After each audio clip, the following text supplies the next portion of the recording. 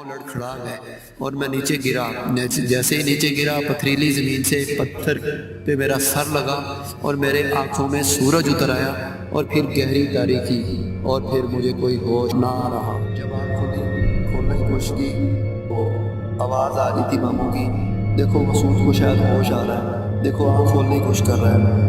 میں مزید آنکھ کھولنے کی کوشش کی تو مجھے دھندلا دھندلا نظر آ رہا تھا. تو اسی دوران دیکھا میری والدہ بھی یہ بات سن کے قریب آ رہی. میری والدہ قریب آتے پوچھنا شروع کر دیا, کیسی طبیعت ہے میرے بیٹے کی, کیا حال ہے. ماموں ریاض بھی بالکل قریب ہو گئے. میں آہستہ آہستہ میری دھندلاہٹ ختم ہوئی اور مجھے واضح نظر آنا شروع ہوا کہ میری والدہ اور ماموں ریاض ہمارے گھر میں ہی رہتے تھے اور بڑے مخلص تھے اور نانا نانی میرے انتقال کر چکے تھے. مجھ سے تھوڑے سے ہی بڑے تھے, اس لیے میری ان سے ایک قسم کی دوستی تھی. مزید سننے سے پہلے ہماری اس ویڈیو کو لائک کریں, ہمارے چینل کو سبسکرائب کریں اور بیل آئیکن پر ضرور کلک کریں تاکہ آپ کو ہماری ویڈیوز ٹائم پہ ملتی رہیں. تو وہ ان کی ایک ہی بہن تھی جو کہ میری والدہ تھی, اس لیے وہ ہمارے گھر میں ہی رہ رہے تھے. تو وہ پریشانی کے عالم میں دونوں میرے قریب آ کے پوچھ رہے تھے کیسے ہو. والدہ تو بہت پریشان, ان کے چہرے سے پتہ چل رہا تھا بہت پریشان ہے.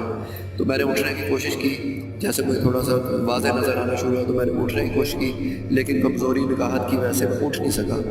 تو ایک دم میرے ذہن میں وہ سارے خیالات آنا شروع ہو گئے بھی یہ میں تو وہاں بے ہوش ہوا تھا اور میری آنکھ کھلی ہے, تو یہ میں یہاں گھر میں کیسے آ گیا, یہ کیا ہے سلسلہ ہے. تو ماموں ریاض کہتے ہیں انہوں نے جب دیکھا میں اٹھنے کی کوشش کر رہا ہوں تو ماموں ریاض نے کہا بیٹا مسعود تم اٹھنے کی کوشش نہ کرو, تمہیں کمزوری ہے, تم نے 2 دن سے کچھ نہیں کھایا اور تم بے ہوش پڑے تھے, پتہ ہے تم 2 دنوں بعد ہوش میں آ رہے ہو.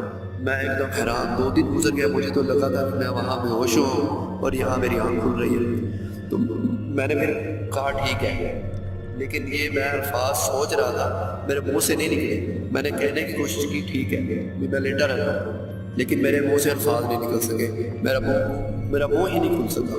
ماموں ریاض نے محسوس کیا کہ شاید بولنے کی کوشش کر رہا ہے. تو میری والدہ پوچھ رہی تھی بیٹا مسعود بولو تو صحیح, کچھ کیسی طبیعت ہے. پریشانی میں وہ میرا منہ چوم رہی تھی, مجھے پیار کر رہی تھی اور پوچھ رہی تھی بھی بولو تو صحیح کیسی طبیعت ہے. میں نے پھر بولنے کی کوشش کی بھی میں ٹھیک محسوس کر رہا ہوں, میں ٹھیک ہوں, لیکن میرے جو ہے ہونٹ ہی نہیں کھل رہے تھے, میری زبان سے الفاظ ادا نہیں ہو رہے تھے. تو میری یہ چیز محسوس کر لی ماموں ریاض نے اور انہیں لگا شاید یہ بول نہیں پا رہا. انہوں نے کہا میری والدہ سے کہا بھی یہ بول نہیں پا رہا. تو میری والدہ اور پریشان ہو گئی بھی یہ کیا, میرے بیٹے کو کیا ہو گیا, یہ بول بھی نہیں پا رہا. تو والدہ جو ہے نا انہوں نے کہا میں چائے لے کے آتی ہوں, اس نے کچھ کھایا پیا نہیں ہے, بے ہوش پڑا ہوا تھا, پریشانی میں جو ہے نا اس سے کمزوری ہوگی. میں ڈاکٹر نے یہی کہا تھا کہ اسے چائے دو, تو میں چائے لے کے آتی ہوں. میری والدہ جلدی جلدی چائے لے کے آ گئی. اس دوران میں نے کوشش کی کہ میں ماموں ریاض کو بتا دوں, کیونکہ میں یہ چیزیں جو جوا سیٹا اور یہ چیزیں کرتا تھا, میری ان سے دوستی تو ایک قسم کی تھی, لیکن یہ چیزیں میں انہیں بھی نہیں بتاتا تھا, یہ ہوا انہیں بھی نہیں لگنے دیتا تھا, کیونکہ ماموں ریاض ماشاءاللہ نیک بندے تھے اور میں اپنی لالچ میں ان کاموں میں پڑا ہوا تھا. تو اس لیے میں نے کبھی ان کو یہ ہوا نہیں لگنے دی. تو میں نے کوشش کی بھی میں ماموں ریاض کو بتا دوں کہ ماموں ریاض مجھ سے غلطی ہوئی ہے, تو میں یہ غلطی میں سازوں کے جو ہے نا بہکاوے میں آ گیا ہوں. لیکن جیسے ہی میں نے بولنے کی کوشش کی تو میرے الفاظ اور یہ چیز میرا ساتھ ہی نہیں دے رہے تھے. میں کوشش کرتا تھا بولنے کی, لیکن بالکل میرا منہ ہی نہیں کھلتا تھا. اسی دوران جو ہے میری والدہ چائے لے کے آ گئی. ماموں ریاض نے مجھے سہارا دے کے اٹھا کے بٹھا کے چائے پلانے کی کوشش کی. جیسے انہوں نے کپ میرے منہ پہ لگایا, میرے ہونٹوں پہ لگایا, تو وہ چائے ساری ادھر ادھر گر گئی, میرے ہونٹ ہی نہ کھلے. پہلے تو میں محسوس کر رہا تھا میری زبان نہیں کھل رہی اور میرا منہ ایسے بند ہے, لگتا اب ہونٹ ہی چپک گئے تھے, لگتا تھا جیسے ہونٹ جو ہے آپس میں چپکا دیے ایلفی لگا. میں نے خود بڑی کوشش کی بھی میں تھوڑا سا ہونٹ کھولوں, منہ کھولوں تاکہ چائے میں پی لوں, کیونکہ مجھے خود پیاس اور بھوک محسوس ہو رہی تھی. لیکن یہ کیا, میرے تو ہونٹ آپس میں ایسے چپکے ہوئے تھے بھی ہونٹ ہی نہیں کھل رہے تھے. ماموں ریاض پریشان, والدہ میری اور زیادہ پریشان بھی, یہ کیا ہو گیا میرے بیٹے کو. وہ بولی پریشانی میں یا اللہ یا الہی خیر, کیا ہو گیا میرے بچے کو, یہ کیا پریشانی ہے ہمارے گھر میں آ گئی. میں ماموں ریاض نے حوصلہ دیا, باجی حوصلہ کریں, آپ ایسا کریں چمچ لیں, چمچ سے اسے پلانے کی کوشش کرتے. وہ میری والدہ گئی اور چمچ لے کے آئی. انہوں نے ماموں ریاض نے چائے تھوڑی سی چمچ میں لی اور میرے ہونٹوں پہ لگا کے پلانے کی کوشش کی, لیکن میرے ہونٹ ایسے جڑے ہوئے تھے جیسے الفی لگی, بالکل نہیں کھل رہے تھے. انہوں نے کافی کوشش کی لیکن چائے ادھر ادھر بہ رہی تھی. تو ماموں ریاض نے کہا فی الحال جو ہے نا مجھے لٹایا, مجھے کہا کہ تم سکون کرو, اور والدہ کو لے کے سائڈ پہ چلے گئے. وہ آپس میں کوئی بات چیت کر رہے تھے، اسی دوران میرے والد صاحب بھی آ گئے، تو ماموں ریاض نے انہیں میرے پاس نہیں آنے دیا، ادھر ہی کھڑے ہو کے باتیں کرنا شروع کر دی۔ میں سوچ رہا تھا میں نے کیا کر دیا، میری وجہ سے سارے گھر والے پریشان ہیں، میں 2 دنوں بعد ہوش میں آیا ہوں، تو یہ 2 دن گھر والوں پہ کیسے گزرے ہوں گے، سارے پریشان ہی ہوئے ہوں گے۔ میں اپنی لالچ میں اس شادی کے چکر میں آ کے میں نے سب کو پریشانی میں ڈالا ہوگا، تو اب یہ میں خود بھی پریشان تھا، ابھی میں بول بھی نہیں پا رہا، میں کھا بھی نہیں پا رہا، میرا فون بھی نہیں کھل رہے، یہ کیا الہی، یہ کیا ماجرا ہے، کیا ہو رہا ہے میرے ساتھ۔ مجھے صاف محسوس ہو رہا تھا کہ یہ چکر ادھر کا ہی ہے، جو میں ادھر گیا تھا سادھو والا مسئلہ جو تھا نا، تو یہ ادھر سے چکر ہے۔ اب گھر والوں کو کیسے بتاؤں، میں شرمندہ تھا، پہلی بات میں بتا ہی نہیں سکتا تھا، بتا ہی نہیں پا رہا تھا، دوسری بات میں خود بتانا نہیں چاہ رہا تھا کہ شرمندگی ہوگی، یہ لالچ میں کیوں پڑ گیا تھا، لالچ میں پڑھ کے مسلمان بچہ ہو گئے، ایک سادھو کے بہکاوے میں آ گیا تھا، تو ان کی میں سرگوشیاں سن رہا تھا، تو ماموں ریاض پریشان تھے بھی اس کو جو ہے نا ایسا کرتے ہیں ہاسپٹل لے چلتے ہیں صبح ہوتے ہی، اب رات ہونے والی تھی، یہ رات کا ٹائم تھا تقریباً، تو انہوں نے کہا ایسا کرتے ہیں جیسے تیسے سارے سو، تو صبح اس کو نا ہسپتال لے جاتے ہیں، ڈاکٹر ہی بتائیں گے کیا کریں گے۔ اس ڈاکٹر نے تو کہا تھا جب ہوش میں آئے گا چائے پلانا، پھر کچھ کھلا دینا ہلکا پھلکا، تو یہ ہوش میں آ جائے گا، صحیح ہو جائے گا، کوئی مسئلہ نہیں ہے، وہ چیک کر کے چلا گیا۔ لیکن یہ جو کنڈیشن اب نظر آ رہی ہے اس کے مطابق اس کو ہسپتال داخل کرانا پڑے گا لگتا ہے۔ تو میں ماموں ریاض نے یہ کہا، مجھے یہ الفاظ ان کو سنائی دیے، وہ جو ہے نا سائڈ پہ ہو گیا، ماموں ریاض میرے پاس آیا، انہوں نے کہا بیٹا مسعود تم پریشان نہ ہو، صبح ہم ہسپتال چلیں گے، تو آرام سے سکون سے نیند پوری کرنے کی کوشش کرو، شکر ہے ہوش میں تو آ گئے، باقی یہ جو مسئلہ ہے ہو سکتا ہے یہ دردر پڑ جانی یا اس طرح کی چیز ہوتی ہے نا، تو اس وجہ سے ہو تو ڈاکٹر کے پاس لے کے جائیں گے، صبح ہسپتال چلیں گے تو تمہارا مسئلہ ٹھیک ہو جائے گا، پریشان نہیں ہوگا، تم لیٹ جاؤ۔ انہوں نے مجھے میری چارپائی پہ لٹایا اور خود جو ہے نا سائڈ پہ چلے گئے۔ میں پتہ نہیں کتنی دیر سوچوں میں پڑا رہا، سوچتا رہا میں نے یہ کام کیوں کیا، ذہن میں یہ تھا کہ لالچ میں میں مار کھا گیا، پیسوں کی لالچ میں میں نے لگتا ہے امیر بھاگم کے جو مزار ہے اس کی بے حرمتی کی ہے، اس کی سزا مل رہی ہے، اور اسی کا میں سوچ رہا تھا اس کی سزا صرف مجھے نہیں مل رہی، سارے گھر والے بھی پریشان ہو رہے میری وجہ سے۔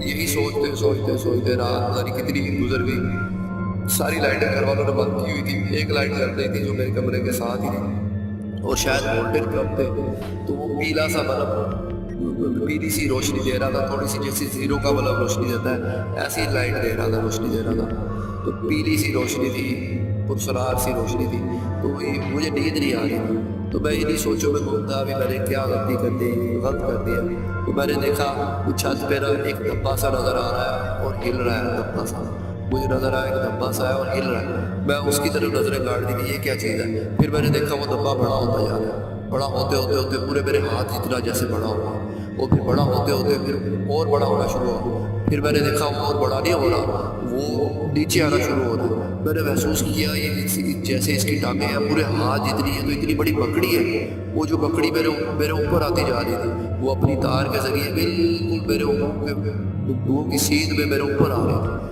میں اس مکڑی کو دیکھ کے اتنی بڑی مکڑی، میں ایک دم ڈر کے بھاگنے کی کوشش کی، میں نے اٹھنے کی کوشش کی، تو یا اللہ یہ کیا ماجرا، پہلے میرے زبان نہیں ہلا نہیں پا رہا تھا، پھر ہونٹ نہیں ہلا پا رہا تھا، ہونٹ نہیں کھول پا رہا تھا، میرا منہ چپک گیا تھا، اب یا اللہ یہ کیا ماجرا، اب میں اٹھ ہی نہیں پا رہا تھا، میرا پورا جسم سن ہو گیا تھا، میں دیکھ رہا تھا مکڑی بالکل میرے منہ کے قریب آئی ہوئی، اور اتنی بڑی مکڑی پورے ہاتھ جتنی، وہ جیسے جیسے قریب آئی تو میں نے دیکھا میری نظریں اس میں گڑ گئی، جسے میں ہلا نہیں پا رہا، میں نے دیکھا ساری اتنی بڑی مکڑی تھی، لیکن سر جو ہے سر وہ اسی سادھو کا تھا، وہی سادھو، وہی کمبخت جس کے بہکاوے میں آ گیا تھا، وہ سر اسی کا، بڑی بڑی پیلی سی آنکھیں، وہ بالکل میرے قریب آ کے تو میرے سینے میں وہ مکڑی سادھو نما مکڑی جو ہے وہ میرے سینے میں اتر گئی، وہ اتری تو تھوڑا سا دباؤ محسوس ہوا، پھر اس کی منمناتی ہوئی باریک سی آواز آئی، ارے مورکھ تجھے میں نے کہا تھا میرا تمہارا معاہدہ ہو رہا ہے، تمہیں میرا کام کرنا پڑے گا،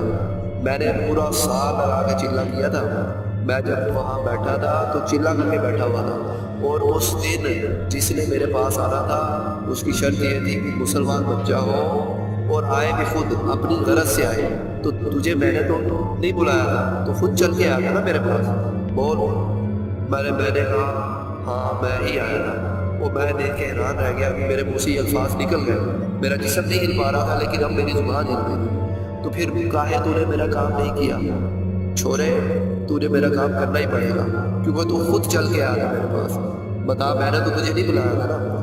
تو میں نے پہلے بھی اقرار کیا بھی ہاں غلطی تو میری تھی. میں نے کہا ہاں میری غلطی تھی, میں غلطی کر بیٹھا. لیکن اس نے کہا غلطی نہیں ہے, اب یہ تیرا میرا معاہدہ ہو چکا تھا, اب تجھے میرا یہ کام کرنا پڑے گا.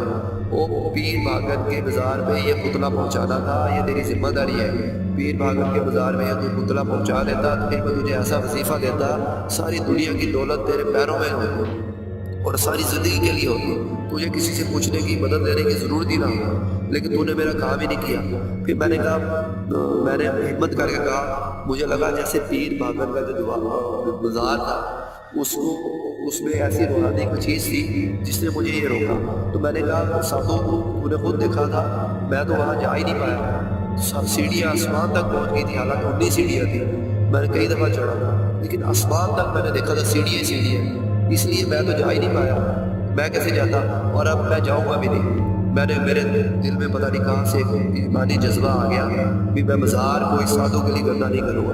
تو اس جذبے کے تحت میں نے بول دیا بھی میں تیرا کام نہیں کروں گا. سادھو نے کہا مورکھ, تھوڑا سا تو حوصلہ کرتا, تھوڑی سی کوشش کرتا.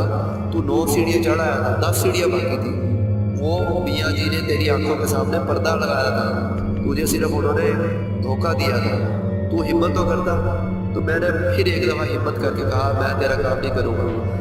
سادھو نے کہا بیٹا کام تو تجھے کرنا پڑے گا, کیونکہ یہ کام اسی کو کرنا پڑے گا جو میرے پاس خود چل کے آیا ہو اور مسلمان بچہ ہو اور اپنی غلط سے آیا ہو. اور پھر ہڈی بھی تو نے لا کے دی تھی نا, وہ جو ہڈی ثابت ہڈی, وہ بھی کوئی مسلمان بچہ ہی لا کے مجھے دے سکتا تھا, وہ بھی تو نے ہی لا کے دی تھی. اس لیے یہ سارے کام تو نے کیے تھے, اپنی مرضی سے کیے تھے, اس لیے میرا کام یہ تجھے ہی کرنا پڑے گا.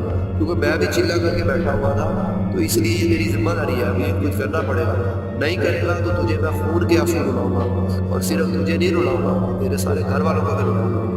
میں نے پھر ہمت کر کے کہا, پتہ نہیں نہ جانے کہاں سے میری ہمت دل میں آ رہی تھی. میں نے کہا میں یہ کہا پیر بھاگن کے بازار پہ میں یہ پتلا نہیں لے جا سکتا. میں نے ہمت کر کے کہہ دیا.